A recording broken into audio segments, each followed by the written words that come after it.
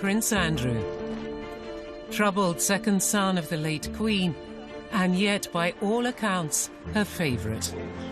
He was the pin-up boy, if you like, of the royal family. He was the one who got the looks, and he was a good-looking young man. He was a national hero for what he did in the Falklands, and now he's lost everything. And Sarah Ferguson, the outspoken and often outrageous Duchess who can't stop putting her foot in it. 2 sparrows for me. There's certainly a sense that Fergie liked to have fun, she liked to sort of play jokes, but actually it began to wear rather thin. She's like a sort of steamroller that just keeps going. Together, they make up the most controversial couple in the royal family. High-profile problems have plagued them. He obviously was a little bit more than a financial advisor, with him sucking her toes. But it was the sort of nail in the coffin when it came to Fergie and Andrew's marriage. Prince Philip was apoplectic and swore that she must never step across the threshold of Balmoral again. So why has it gone so wrong for this royal couple? Is it just attention-seeking? At last I have the turn to talk. All these men around here. Or are they just spoilt? Well, I have to ask the question, what is a reasonable lifestyle? One of Andrew's biggest failings is his singular lack of judgment, and that's bound up in a sort of a sense of entitlement and arrogance that he's always had, frankly. There's very little sympathy from the royal family, and indeed the public, for him, because he's brought everything on himself. Tonight, royal insiders trace Andrew and Fergie's path from popularity to disgrace. This case with Epstein is so serious. This is so much more serious than Randy Andy, Air Miles Andy. And reveal how, despite all the controversy, they've managed to maintain the closest bond.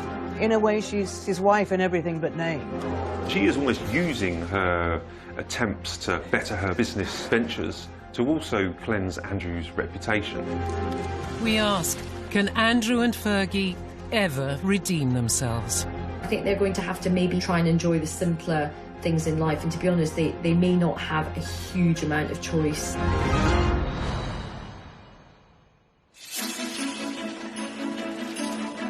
Christmas Day 2022. The royal family make their traditional departure from church at Sandringham to greet local well-wishers. It's the first Christmas since the death of the Queen, and the first for Charles as king. Unlike his festive family members, the disgraced Duke of York cuts a solitary figure. The last few years have seen Prince Andrew's reputation destroyed by damaging allegations arising from his links to the sex offender Jeffrey Epstein. He's been stripped in disgrace of all of his public roles. He's seen the reaction for the public, and I think he was very wary about how he would be perceived. Most damaging for Andrew have been the claims he sexually assaulted Virginia Roberts Joffrey 3 times when she was 17. He has always fiercely protested his innocence, but when she sued him, he settled out of court. He settled a huge case of claims of sexual abuse by Virginia Giuffre, payment of up to £12 million. I think Prince Andrew needs to be realistic that there is absolutely no role for him within the royal family. He needs to slip away into the shadows and pretty much get on with his retirement. While Andrew seems to face a bleak future, there is someone fighting his corner. His ex-wife, Sarah Ferguson, also known as Fergie. She was invited back to Sandringham for Christmas after a 30-year banishment. She was invited to Christmas at Sandringham, and we're told that she was the life and soul of the party. She was spending an awful lot amount of time with Camilla. All the noise that came from Christmas lunch was Camilla and Sarah Ferguson chatting. Fergie was reportedly banned from royal gatherings in 1992 because she made too many racy appearances in tabloid newspapers that appeared on the royal breakfast table. Prince Philip famously banished Sarah Ferguson from many royal houses and many royal events after some of the relationship crises with Prince Andrew in the early 90s. After Prince Philip's death, Fergie found herself in the unusual position of being a lifeline, both for Andrew and the Queen. During lockdown, Sarah became very close to the Queen. They were living nearby, and Sarah would often go for walks with the Queen around Windsor with the corgis. These charming photographs, briefly posted to Fergie's Instagram account, reveal she is now looking after the Queen's corgis, Sandy and Mick. She is also present at the Queen's funeral in September 2022. I think there was quite a lot of surprise when people saw Fergie turning up to the Queen's funeral, but it's very easily explained that the Queen was incredibly fond of Fergie. Indeed, she always thought of her as a bit of an underdog and really liked her. Fergie was divorced from Prince Andrew in 1996 and lost her Royal Highness title. But she is still closely entwined in his life and will, no doubt, have comforted him over the loss of his mother. Walking behind the Queen on her last journey, Andrew's grief is all too evident.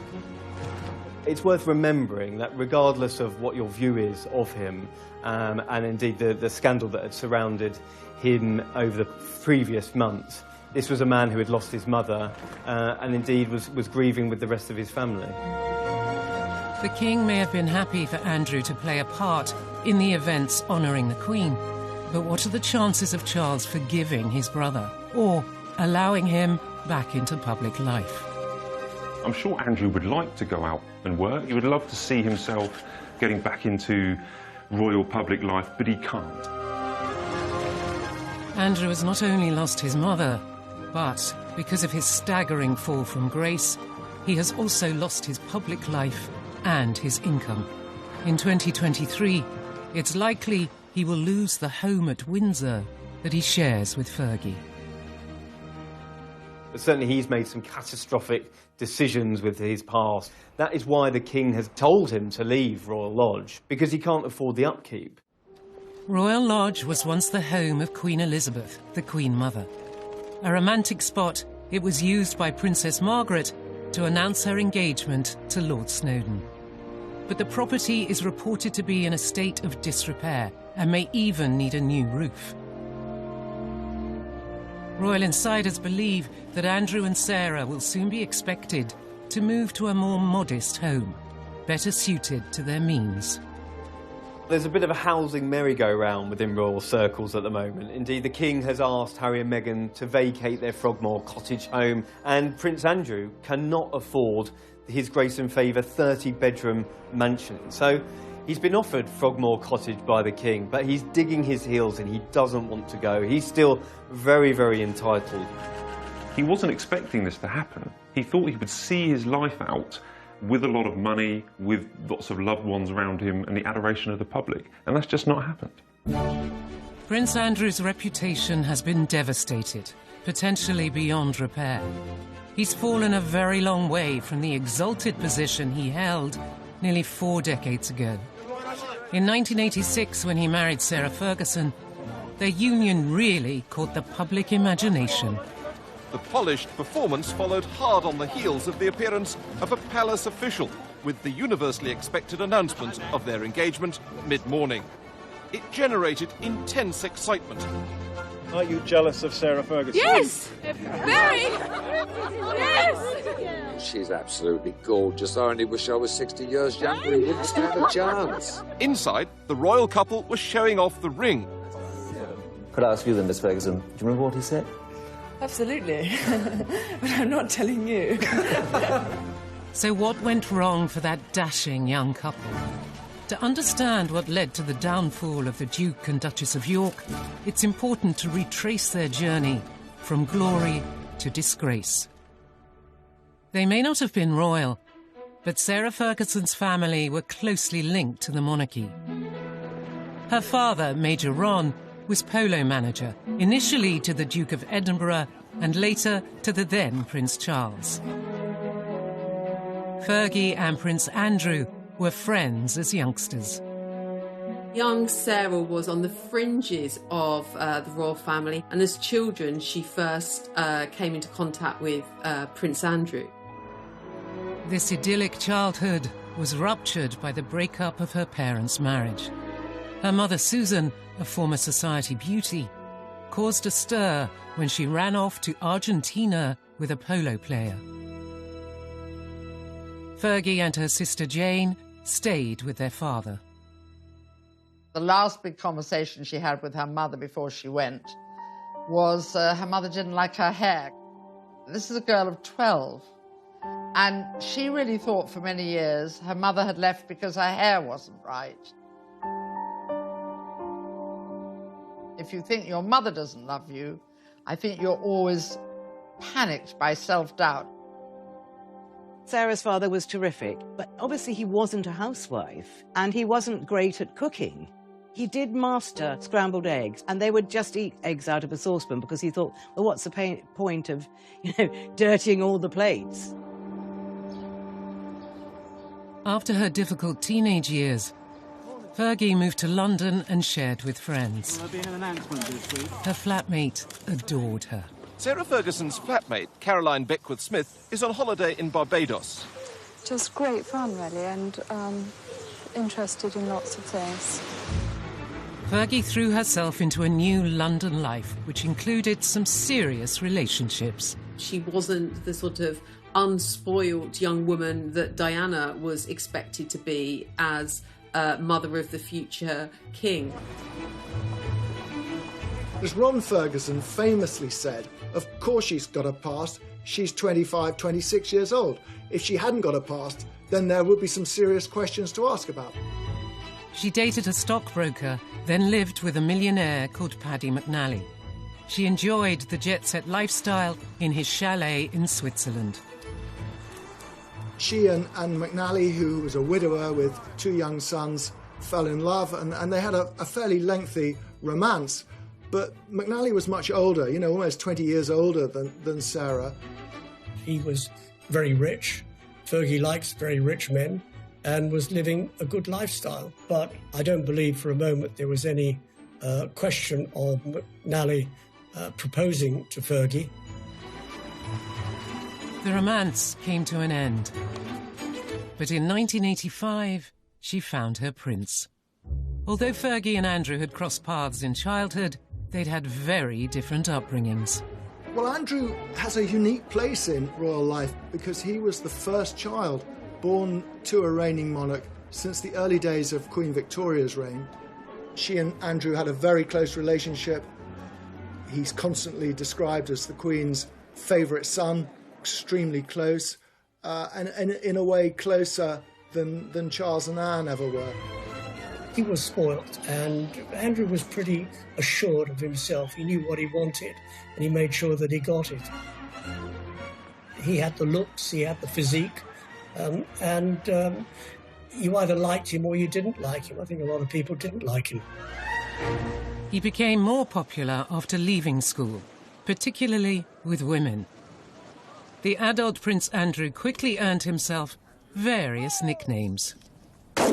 Randy Andy is the best known. The gossip columns make no mention of a serious romance at the moment, possibly because the list of temporary romances is so long. Andrew had served as a Navy helicopter pilot during the Falklands War, then later moved to HMS Brazen. His helicopter is a Lynx which he's nicknamed the Hussy, as in the Brazen Hussy. He was one of the country's most eligible bachelors. Here was our hero wartime prince who came back from the Falklands, dashing and handsome with a rose clenched between his teeth. He was incredibly good-looking in his youth, and he was very popular with women, and he had an eye for women. The organisers of the sports display hadn't forgotten the prince's reputation with the girls. 12 of the most shapely danced before him, and the prince's face said the rest. Prince Andrew had had a rather checkered love life. He'd been in a relationship for a long time with Koo Stark, the American actress. Koo was an absolutely beautiful young woman, very much in love with Andrew, but she wasn't going to fit the bill for a royal bride. Although there had been rumours of marriage, the relationship didn't last. He was 26, he was at an age where the Queen really wanted to see him start thinking about settling down, and Sarah came into his life at just the right time. In 1985, Fergie appeared on the horizon of this dashing prince. The matchmaker was none other than Princess Diana.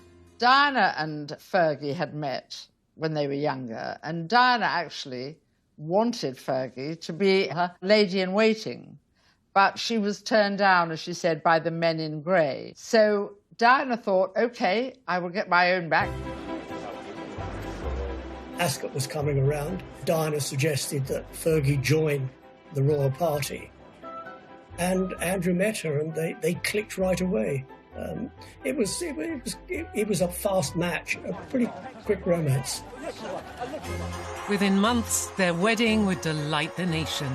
But the Navy prince and his new bride would soon find themselves in stormy waters. She was a very passionate woman, and, you know, within months, weeks of marrying, she found her husband was away all the time. And Fergie's desire for attention started to grate with the public. All that her natural charm that had been celebrated initially began suddenly to be seen as rather unsophisticated and inappropriate.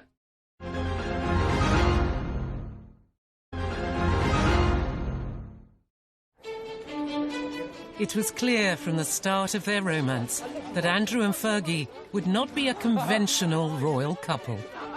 Sarah and Andrew fed each other profiteroles, which were the dessert of the day. I mean, it beggars the belief to think of what the Queen and other members of the royal family made of it, but it was something that they plainly both remembered because it was brought up in their engagement interview some nine months later. We were made to sit next door to each other at lunch at Ascot. Yes, and you made me eat chocolate profiteroles, which I didn't want to eat at all. I then didn't have any, so I got hit. Then Very it started hard. from there. I think that's probably where it... I was meant to be on a diet. They were both keen to set the date for a royal wedding. I would very much like it to be in the summer. And so would Sarah. Sarah more so. Because I think that... Get on with it. Get on with it and get it out of the way.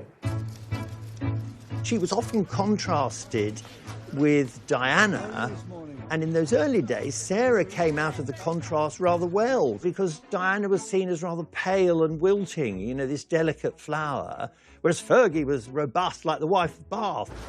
Sarah Ferguson was going to be a Navy wife. As she was from a military family background, it seemed a perfect match. The Queen approved of her favourite son's choice of bride. Westminster Abbey, the focus of attention tomorrow, and where today the more intrepid spectators have already staked out their patches to get a good view. On a hot July day in 1986, the country celebrated.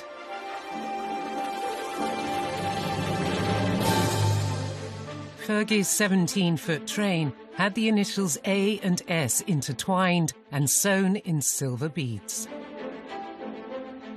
Everybody thought it was stunningly beautiful, and as she always said, I walked in as a commoner and I walked out as a duchess.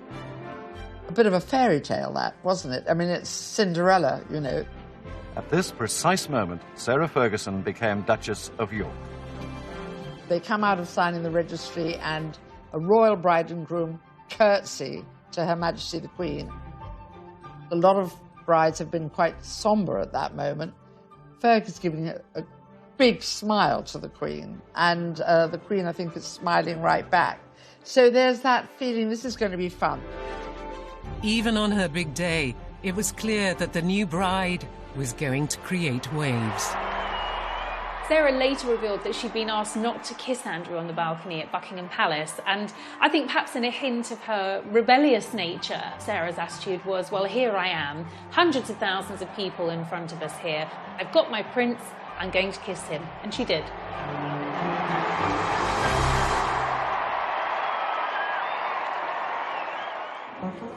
For the most part, the press and the public adored the new, fun, unfussy couple, especially the all-action Duchess. I think that their brand and their image was really positive. Creating a positive impression enables you to kind of influence and effectively manage your reputation. The newest arrival typifies the greater freedom of the young royals, becoming the first royal duchess to get a pilot's licence, complete with very un-Biggles-style hair grips. I was absolutely in love with Sarah Ferguson as a wee girl. I thought she was just so refreshing. I think they had this amazing honeymoon period. They really were the golden couple, and she was really seen as a genuine breath of fresh air. The Yorks weren't just a hit at home. The following year, the couple embarked on a 25-day tour of Canada. It was a terrific tour, that tour to Canada, 1987. I was on it, actually, and it was a great privilege to be there. They were hugely popular. They were enthusiastic. I think that's what the public reacted to. They weren't there just to cut the ribbons at the opening of things and say how nice to meet you and have you come far, but actually engage with people. I could not go through a whole tour letting my darling husband of a year and a day do all the public speaking. So we agreed, for once, that I should have the last word tonight. Fergie brought a sense of gusto to every aspect of her new royal life. Her Royal Highness, the fair Duchess of York, leading forth her heroes on behalf of the International Year of Shelter for the Homeless. In 1987, she took part in the now infamous It's a Royal Knockout. His Royal Highness, the tantalisingly eligible Prince Edward. It was younger members of the royal family actually making fools of themselves, and it was bad television. It was bad for the royal family. A one-off charity event organised by Prince Edward and hosted on the lakeside lawn at Alton Towers. Fergie and Andrew had their own team. Basically, we're the best blue bandits there are. And it was just crazy. They were rushing all over the place in these sort of medieval costumes, and Fergie was really over the top, sort of shouting and yelling. It was just very, very undignified. Okay, it's Meatloaf's coming in. That really was the beginning of the time, I think, when the public began to question Fergie and what she was getting out of royalty rather than what she was putting into it. Like many others of the time, she was mocked mercilessly on the satirical puppet show Spitting Image. Oh, do get a move on, Lurgy, you old slag. It's been well over an hour. I know, sausage, but I'm putting on my makeup. They very much heightened some of the tropes about her. So, you know, they made her hair very, very red, and they really accentuated her freckles. And they also, rather cruelly, made a big issue about her weight. Get your royal T-shirts here. 4 sizes, small, medium, large and Fergie. If you're Sarah Ferguson watching that, you are going to feel a sting of pain. The honeymoon was over. Royal Yacht Britannia, Royal Yacht Britannia. We wish to welcome you to the port of Long Beach, Los Angeles, on behalf of the entire group here. In 1988, the couple visited California. Hollywood loved them. Your Royal Highnesses, welcome to the British Academy Showscan special presentation on Hollywood special effects. But the UK press did not. The previous Canadian tour had been a triumph, but this trip was branded tacky and excessive. Was Fergie trying just a bit too hard? The USA tour was really still the same Sarah and still the same Andrew, but there was a slightly brash thing. I mean, I remember she was wearing an outfit one day and she said, check the back of the hair.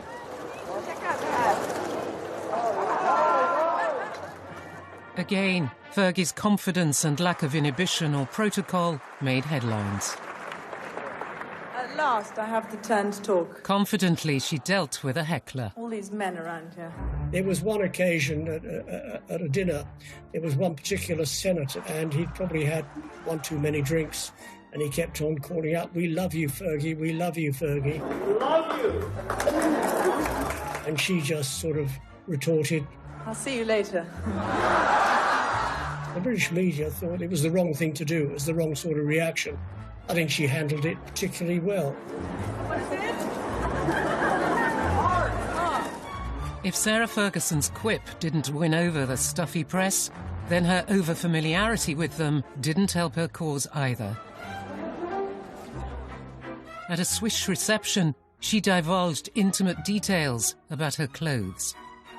For that tour, she was head to toe in French couture and joked to the press there that she was wearing Marks and Spencer's knickers. This is not what you're expecting the Duchess of York to say. And remember, the previous Duchess of York had been the Queen Mother. So you're talking about a changing view of the royal family. You're talking about the country changing. They want them to be up on a pedestal, but then when they say something like that, they think, oh, you've slipped down from the pedestal. Back home, Fergie's continuing attention-seeking didn't go down well. The press began to worry that Fergie was somehow leading Diana astray, and Fleet Street editors seized on one particular photo as evidence. There was an iconic picture of them at Ascot, and there's Fergie and Diana with these umbrellas, you know, poking somebody's behind. It was a great shot. But I think, obviously, that was another opportunity to say that, you know, she was a bad influence on Diana, which it actually really wasn't true. It wasn't all bad news. So have you managed to name your baby yet? No names. Was it quite an ordeal yesterday? It was a long time, wasn't it? It was a long time, but she came to it very, very well. You looked very worried earlier in the day, sir. That's because I was on my way to the dentist. So, 2 years after their marriage, the Yorks celebrated the birth of their daughter, Beatrice. Eugenie followed 2 years later. God save the Queen! Our wishes to both the baby, to the father and the mother! But the happiness didn't last long. Prince Andrew was away at sea for many weeks of the year. His posting follows 3 months of specialised training, and the Duke will now lead a flight team aboard the frigate for around 18 months. In the early years of their marriage, Andrew was serving as a naval officer, which meant that he was frequently sent away. And for Sarah, that meant being at home, at the palace, on her own for long periods of time. And in fact, she later recalled that she got to see her husband for 40 days a year. The rest of the time, he was absent. It's terrible. I mean, you're going away and leaving what you love behind. It's a fantastic job for a single man. It's getting less and less so for a married man. The new mother was lonely and lacking support. In 1992, private photos surfaced. A cleaner found a set of holiday snaps showing the Duchess and her 2 children with a Texan, Steve Wyatt. Wyatt was handsome and attentive.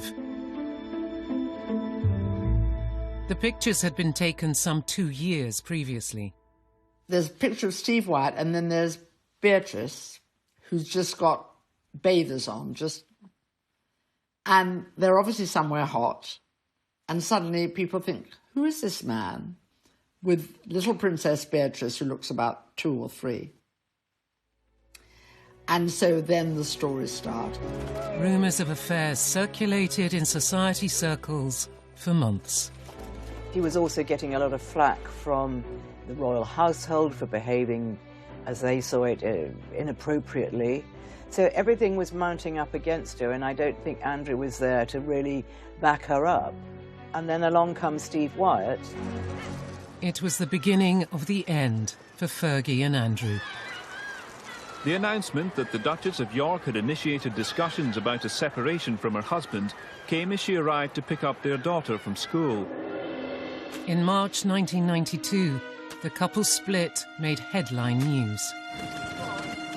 Fergie was soon spotted with another American, John Bryan, a friend of Wyatt's and her financial advisor.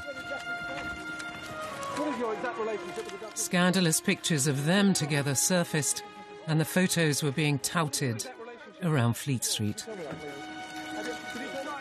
The night before publication, I went to see Brian and I sort of laid down these pictures and there was a great intake of breath, oh God. And he immediately went off into the bathroom, shut the door, and even though the door was locked, I could hear he was calling Sarah in Scotland and telling her that it was worse, far worse than he thought. He obviously was a little bit more than a financial advisor, as we saw from those photographs taken in the south of France with him sucking her toes. Whether he was looking at the toes as a new form of abacus or calculator remains to be seen. But it was the sort of nail in the coffin when it came to Fergie and Andrew's marriage. It was a sellout scoop for the Daily Mirror. 300,000 extra copies were printed, and as the public snapped them up, the newspaper was unrepentant. Unfortunately for Fergie, she was staying with her in-laws at Balmoral. The papers were all laid out for breakfast. Sarah took one look around the dining room and thought, "Whoa, there but for the grace of God go the lot of you. I'm going." So she went back upstairs. And obviously she had to see the Queen. And the Queen, remember, these two are fairly close, and the Queen was furious with her, just furious. Speculation about the Duchess of York increased when a car sped out of the royal estate full of suitcases. She fled the castle and the press. No longer the luxury or privilege of an aircraft of the Queen's flight, for the Duchess just an ordinary scheduled flight to Heathrow. It spelled the end of Fergie's life as a royal, and that was absolutely devastating for her. It was never how she had expected things to turn out. The most important thing for me at the moment is to keep a low profile, work hard, and make sure that I continue to find cures and to help people as much as possible. With no wealthy husband, how was she going to live? The debts soon racked up. I wouldn't say she'd go anywhere for a hot meal, but she was prepared to put her name to all sorts of things which royals hadn't done. She needed money fast. I tend to attract a bit of attention. A solution for bringing in the cash, cheers, was a flashy one.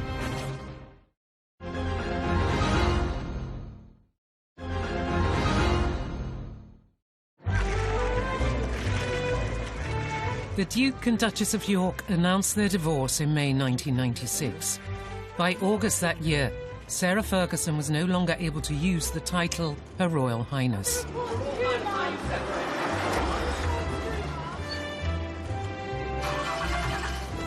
She found it awkward to adjust to a modest lifestyle. Living beyond her means quickly got her into financial difficulty. I remember Diana saying to me that, Fergie didn't get that much. She really didn't. And that's why she had to work so hard. And she had to keep coming up with new ideas. In typical fashion, she made light of the negative press. It really bugs me that every day I have to read I'm a millionaire 3 times over. Cool, I tell you. When her marriage broke down, her overdraft was said to have been £200,000, allegedly paid off under a separation settlement, which also involved Prince Andrew taking financial responsibility for their children, Beatrice and Eugenie. The news reports varied. At first, she said the royals gave her no financial support at all. Then she admitted to receiving £15,000 a year. It was then reported that the divorce settlement from Prince Andrew was worth several £1 million. We've never known the full details, but we think she was meant to get money to buy a home, but I think probably she was so much in debt by then she just used the money to pay off her debt. That's what I understand.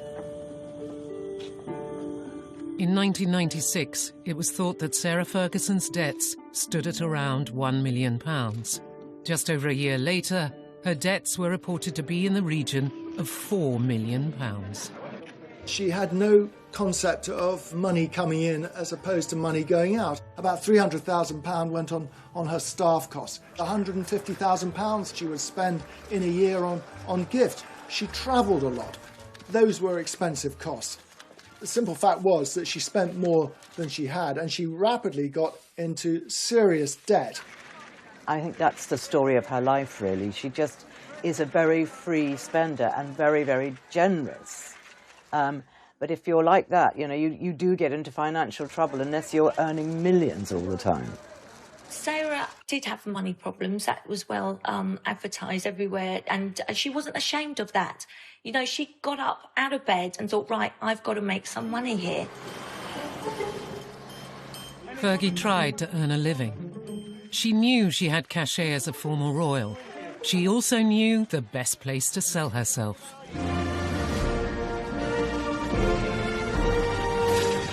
She attempted to rebrand herself in the United States.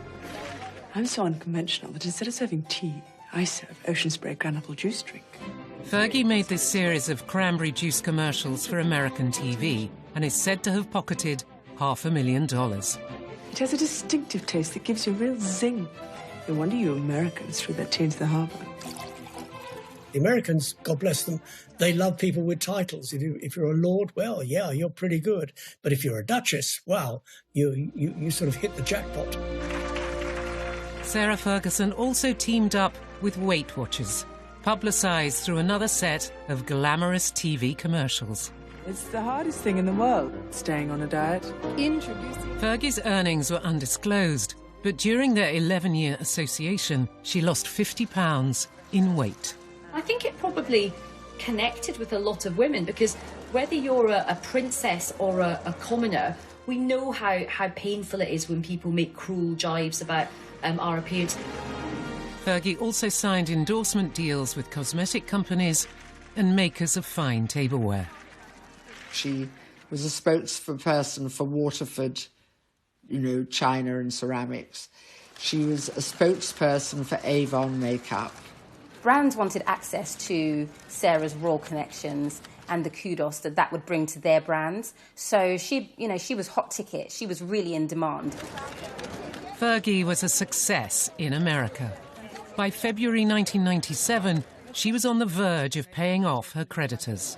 She was a duchess in debt, but tomorrow Sarah Ferguson will announce she's close to paying off her overdraft with Coutts Bank, around £4 million of it. Then, in 1998, Fergie landed a plum guest role in one of America's most successful sitcoms, Friends. The fourth season finale of the hit TV show was watched by over 30 million viewers in America and nearly 7 million in the UK.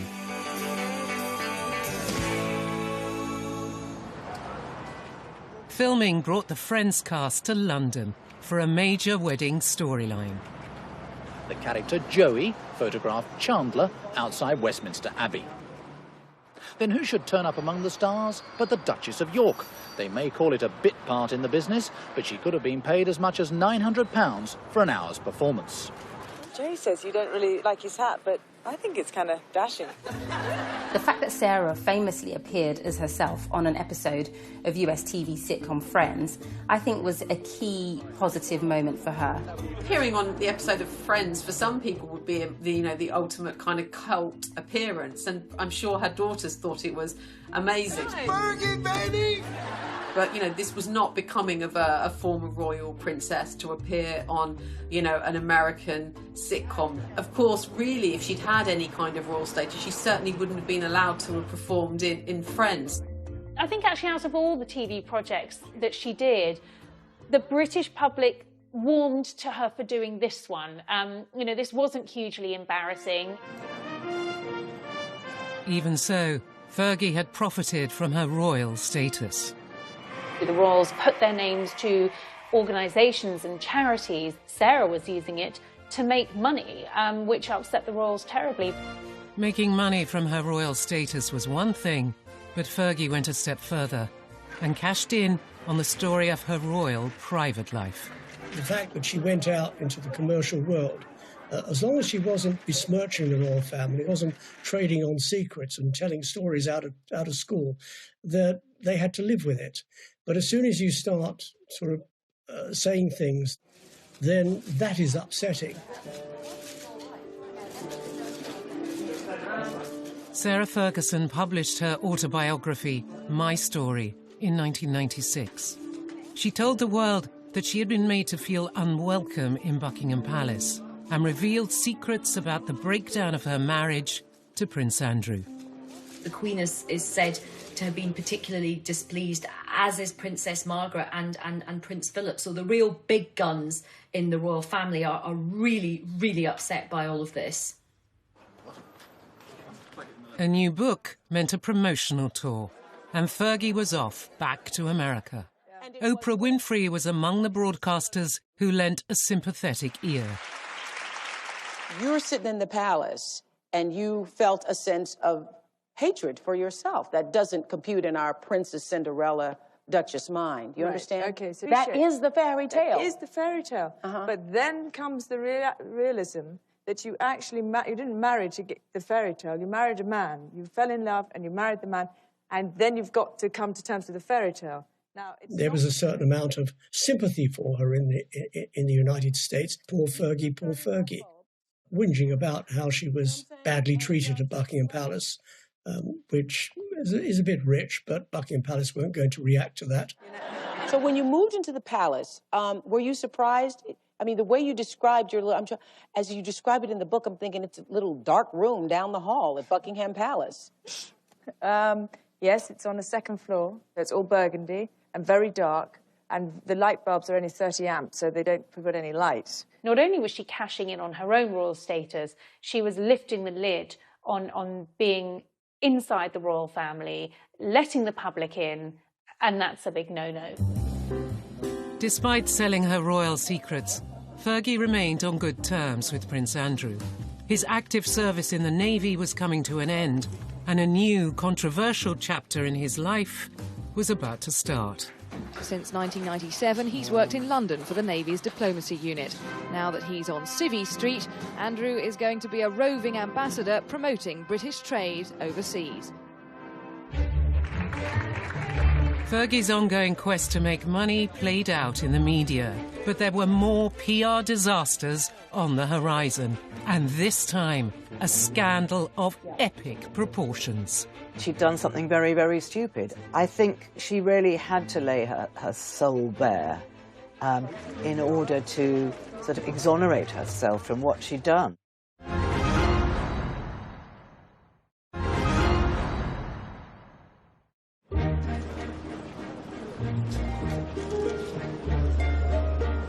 Although Prince Andrew and Sarah Ferguson were no longer married, they maintained a close friendship after their divorce.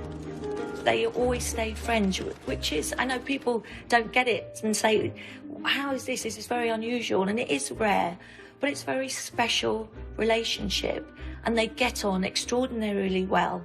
They have the same sense of humour. In 2008, Fergie moved in to share Andrew's home, the Royal Lodge in Windsor. Their friendship has intrigued royal watchers. They're the couple who, they might not have the label of being husband and wife, but they're definitely kind of soulmates, I think. Soulmates whose friendship brought more problems. They had tried to let the dust settle and were leading a quiet life until Fergie made a disastrous move. The fake sheikh was called Mazir Mahmoud, who worked for the News of the World. He kept saying he wanted to meet Prince Andrew, and he would pay her $500,000 if she could fix that. Posing as an Arab businessman, Mahmoud had played out hundreds of undercover stings on high-profile personalities since the early 90s. Victims were cajoled into making embarrassing confessions or trading illegal substances. The fake sheikh operations were often criticised as entrapment. He would do these meetings at the Savoy, the Dorchester, all these glitzy places, and so many celebrities and other royals got stung by him. Fergie was likely targeted because of her well-publicised money problems and her friendship with her ex-husband. By 2010, Prince Andrew had retired from his successful naval career and had a new role as a senior trade envoy for Britain. Okay, of course. So you need 500,000 in. Yeah, but that's in wire transfer. That has to be wire transfer. I mean, obviously. The News of the World set up a sting to secretly record Fergie. Despite the grainy and low-quality footage, she can be heard offering access to Prince Andrew. £500,000 when you can, to me, open doors. Big Prince Andrew. Yeah. Is that a deal? Yeah. What she was proposing and what she was saying she could do, and using Prince Andrew basically to shake down some money from a man who she thought was a very rich foreign investor, but in fact was an undercover journalist. It's one thing to be, trading off the fact or the fact that you had once been a member of the royal family, but what is not really appropriate is the fact that you're no longer a member of the royal family, that your ex-husband has a sort of governmental ambassadorial role, and you're offering access for huge amounts of cash. Prince Andrew knew absolutely nothing about what was going on. This is something that Fergie had arranged all by herself and was going to present it as a fait accompli. But, you don't sell a member of the royal family for cash. But the fake sheikh had caught far worse on camera. After agreeing she would be paid her £500,000 fee by wire transfer, Fergie was seen accepting a cash deposit of just under £30,000. She left the ill-fated rendezvous with the suitcase containing the cash. She'll give it back, but her reputation is in tatters. I think out of all of the embarrassing deals, this was the most serious. Andrew had no option but to completely distance himself from this. It was very embarrassing for the royal family. In 2016, the fake sheikh was himself exposed as a lawbreaker. He was found guilty of perverting the course of justice after tampering with police evidence. Did you lie to get a front-page headline? What do you say to that, Mr. Mahmood? What's your reaction? Mahmood was convicted and sentenced to 15 months in prison. But his sting on Fergie had done its damage. Prince Andrew, stood by her, and it was Andrew who sort of came to the rescue and set up a programme whereby Fergie could repay some of the debts, and that's how Fergie got through that episode. Fergie made a public apology. Fergie had to try and defend herself, and in typical Fergie fashion, she went onto the networks to do it. She went onto the Oprah Winfrey Show and reflected with Oprah on what had happened. They watched a playback of the entire fake sheikh video before Fergie made dramatic revelations about her state of mind. Because I was in the gutter at that moment. So I know exactly, I'm very aware of the fact that I'd been drinking, that I was not in my right place. People love Oprah, and I believe that by speaking to Oprah, Sarah felt that it could have a positive impact on her. She really had to lay her soul bare in order to sort of exonerate herself from what she'd done. And it was extraordinary that she did it. It was a very, very brave thing to do. But then she'd done something very, very stupid. You have to respect her for that, because that really takes guts to be able to do that. In the years following the fake sheikh scandal, Sarah Ferguson claimed she had lost around £40 million worth of earnings from cancelled celebrity engagements because her reputation was so damaged. She started legal proceedings against the owners of the News of the World, but it's reported that after 3 years, she abandoned her case. It's unfortunate that she was caught in a sting, but not the first one to be caught in a sting, and certainly probably won't be the last one.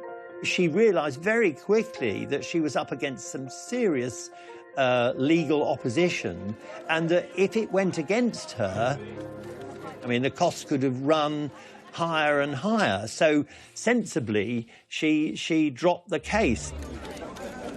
Despite the constant gaffes and disgrace, Sarah Ferguson was still close to Prince Andrew, each still supportive of the other. They were so close that some royal watchers believed a reunion could be on the cards. I think Sarah and Andrew are together as a couple. I just don't think they could be apart from each other. And I do see them getting married again. I really do.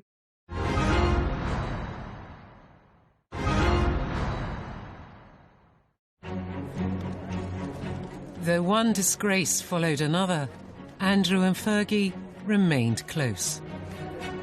It has to be the most extraordinary relationship that there's ever been of a member of the royal family.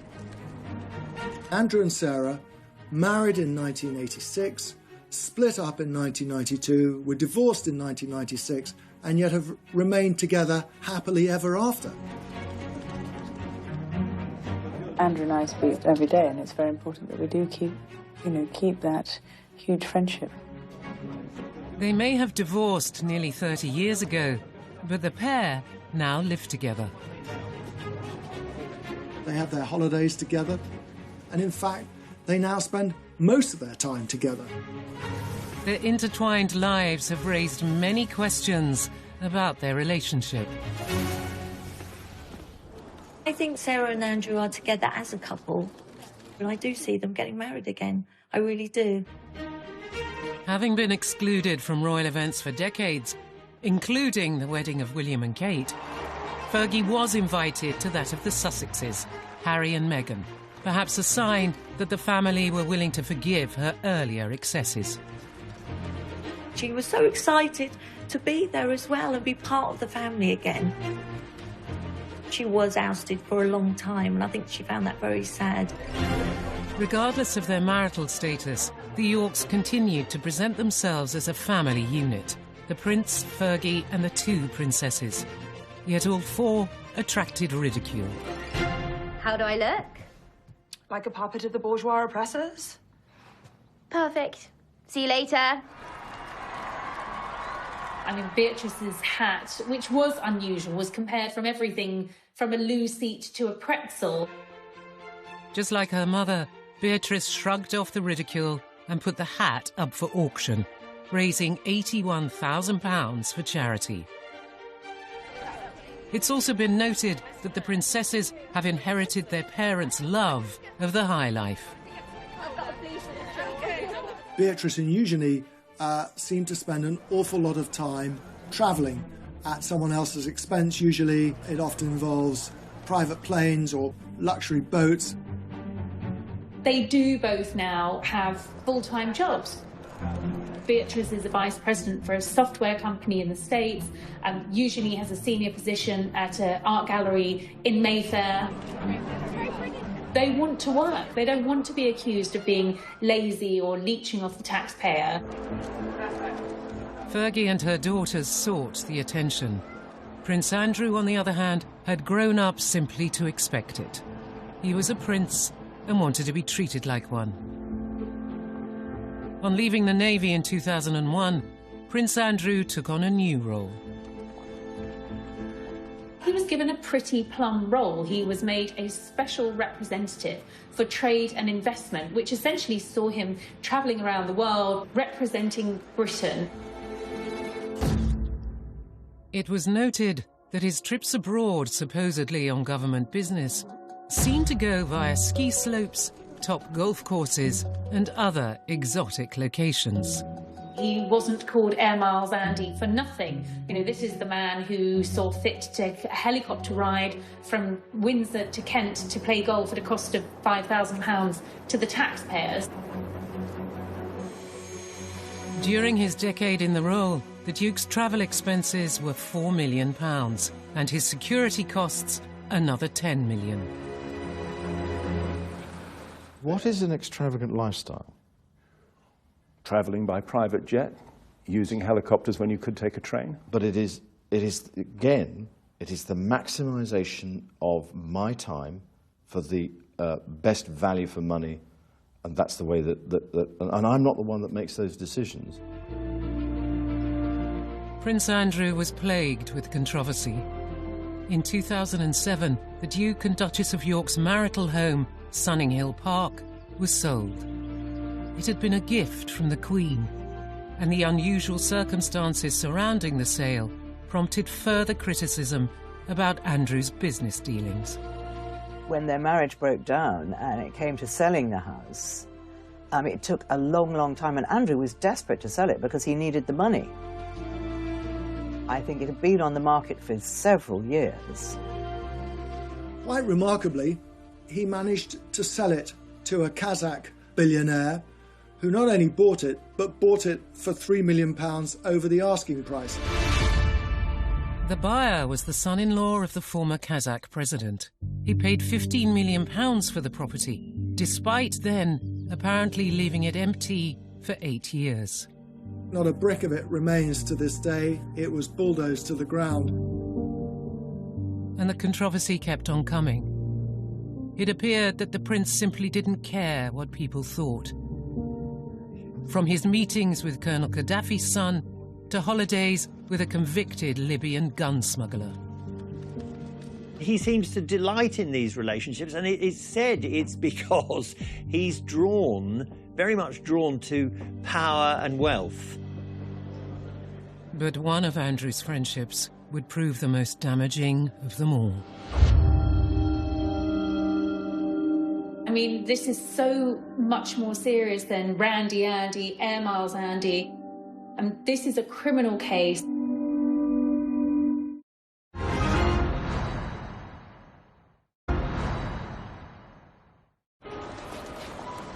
For more than a decade, Prince Andrew has been engulfed in the biggest controversy of his royal life. He met Jeffrey Epstein around about 1999 through Ghislaine Maxwell, whom he'd known for years. Ghislaine was a girlfriend of Jeffrey Epstein. Epstein was very, very anxious to have somebody like Andrew as his friend because, you know, he's got a real-life prince. And it gave him so much kudos. I think around about 2000, he went to St. James's in the British Virgin Islands on Epstein's private jet and had made several trips as a guest of Jeffrey Epstein. 2 months before Jeffrey Epstein attended Princess Beatrice's 18th birthday party, a warrant was issued for his arrest over the sexual assault of a minor. The fact that he'd invited Epstein to Sandringham, he'd invited Epstein to Windsor Castle as a guest of the Queen, says a lot for the man's judgment. Epstein served 13 months in prison for soliciting an underage girl for prostitution. 2 years later, in 2010, Prince Andrew was photographed walking with him in Central Park during a 4-night stay at his New York mansion. He claimed that he went over there to say that they could no longer be friends. Well, what's wrong with email? What's wrong with a telephone call? It was also revealed that Sarah Ferguson accepted a loan from Epstein. She quickly admitted her mistake, stating, "I have made another huge error in my life in order to get debt-free." The story exploded. Virginia Roberts-Joffrey accused Prince Andrew of sexual misconduct, as this emotional interview reveals. It was a wicked time in my life. It was a really scary time in my life. I had just been abused by a member of a royal family. She alleges that she was forced to sleep with Prince Andrew when she was underage. Very serious allegation. It's one which Prince Andrew denies. Epstein committed suicide in jail in 2019. In November that year, Prince Andrew decided to rebut the allegations being made against him in a rare and very controversial interview from inside Buckingham Palace. Do you regret the whole friendship with Epstein?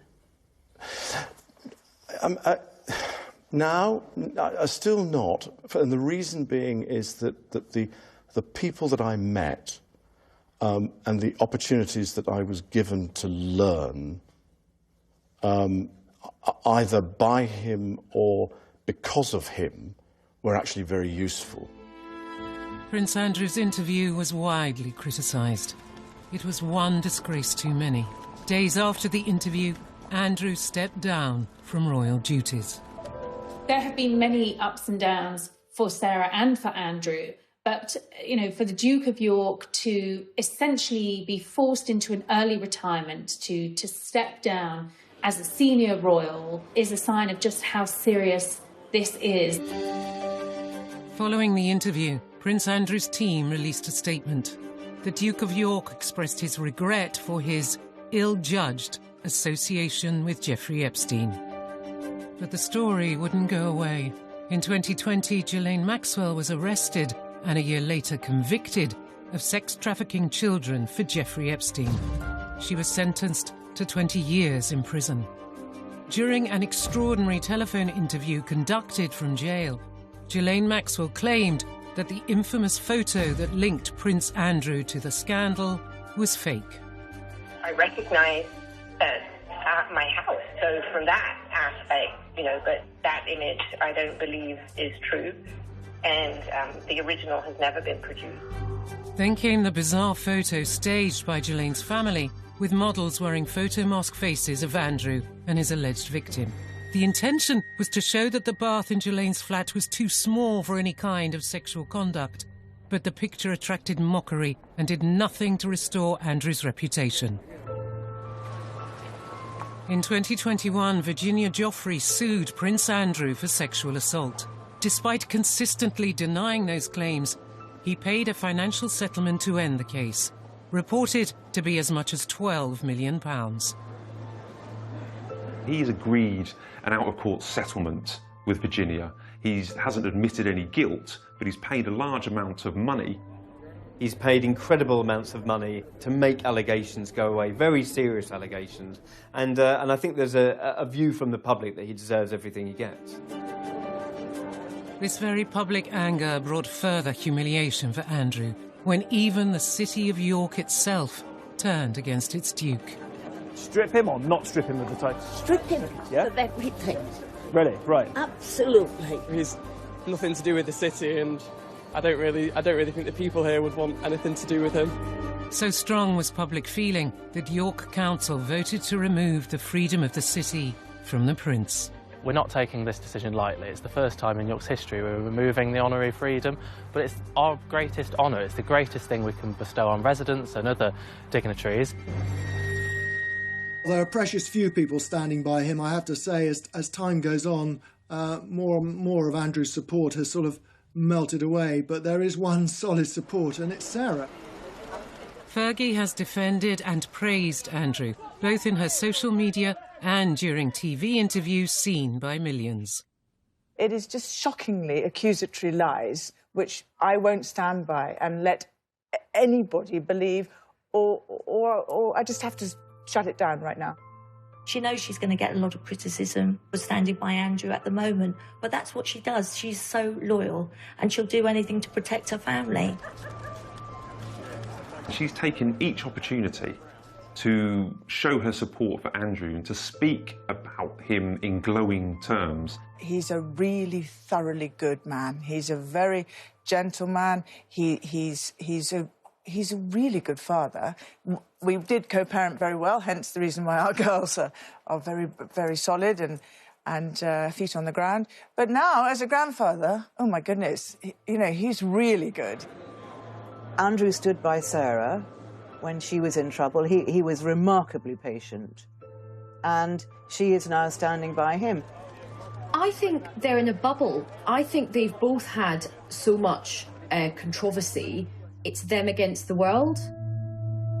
Surrounded by controversy, the couple face an uncertain future. One of the side effects of Andrew standing down from royal life is that he instantly lost a means of earning a living. And all the indications are he will never come back as a working royal. But if anyone can bounce back, surely it's Fergie. She's a grafter. She knows how to hustle and she knows how to play the game. I would say never with Sarah. The one thing that Sarah won't lose is that capacity to surprise all of us.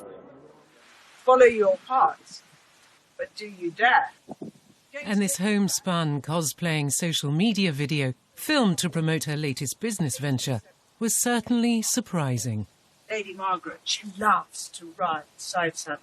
She's strong, she's rebellious, she's courageous. Sarah has now branched out into Mills and Boon novels, and they're doing well. She's writing now a 22-book deal that she's only 2 or 3 books into, and she is definitely the breadwinner at the moment. For Andrew and Fergie, this now means an unexpected role reversal. Fergie is the one that has to keep Andrew afloat. And if you think back to when Sarah was down, she commented that she was close to bankruptcy about 15 years ago. It was Andrew who stepped up and looked after her. It's hard to see where his money is coming from. So being a kept man by his ex-wife is probably something that's hurting his pride somewhat. She's taken it on to be able to be a provider for her children and Andrew. That's something that she's rather enjoying. Once Prince Philip died, Fergie's exclusion from many royal homes and events was lifted. She was seemingly offered a chance at reconciliation. While she is now welcome at royal occasions, Andrew has been forced to step away. Can the pair ever regain the respect they once had? And is there a way back for Andrew into public life with the King's blessing? He will always be supported by his family and supported by his brother. He would love to see himself getting back into royal public life, but he can't. The scandal from Prince Andrew and Jeffrey Epstein is so toxic, and I do feel that is going to kind of tarnish her, and the fact that she's still so close to Prince Andrew, I think that is going to have quite a limiting effect on big future sort of commercial projects. Scandal has followed Andrew and Fergie throughout their story. She sought out attention and indulgence she just couldn't afford. He mistook deference for friendship, his judgment clouded by his status. Throughout, there has been one constant. The Duke and Duchess have stayed side by side. I think she'll always have a soft spot for Andrew. That's why they live together, that's why she supported him over the last couple of years, and I don't think she'll ever move away from that. The next chapter of their lives are going to be very, very different to what's gone before. I think they're going to have to maybe try and enjoy the simpler things in life, and to be honest, they may not have a huge amount of choice.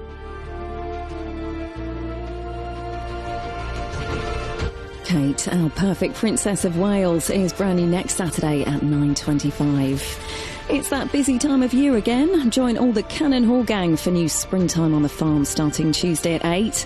And tonight, from infamous interviews to that controversial memoir, we ask what next for Harry and Meghan. Brand new next.